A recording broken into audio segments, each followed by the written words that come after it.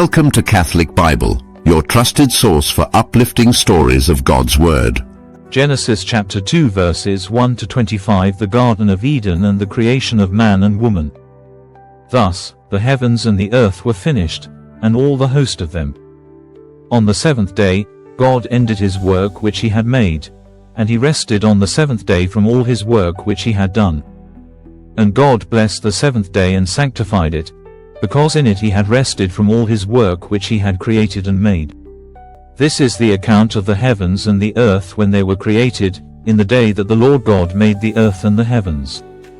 Before any plant of the field was in the earth, and before any herb of the field had grown, the Lord God had not caused it to rain upon the earth, and there was no man to till the ground.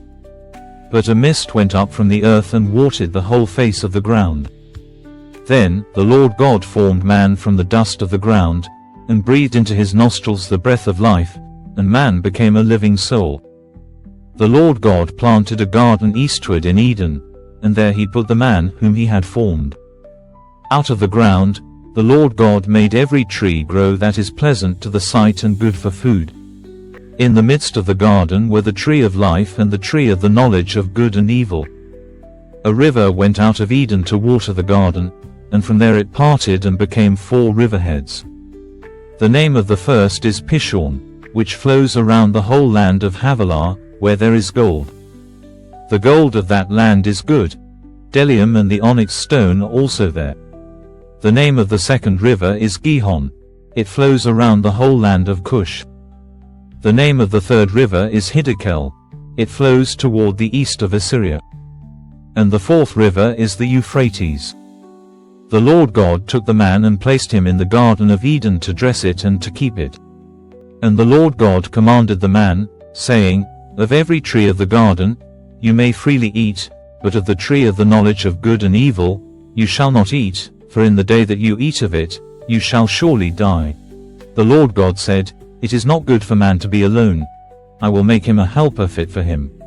Out of the ground, the Lord God formed every beast of the field and every bird of the air and brought him to Adam to see what he would call them. Whatever Adam called every living creature, that was its name. So Adam gave names to all cattle, to the birds of the air, and to every beast of the field, but for Adam, there was not found a helper fit for him. So the Lord God caused a deep sleep to fall upon Adam, and as he slept, he took one of his ribs and closed up the flesh in its place. Then, the rib, which the Lord God had taken from man, he made into a woman and brought her to the man.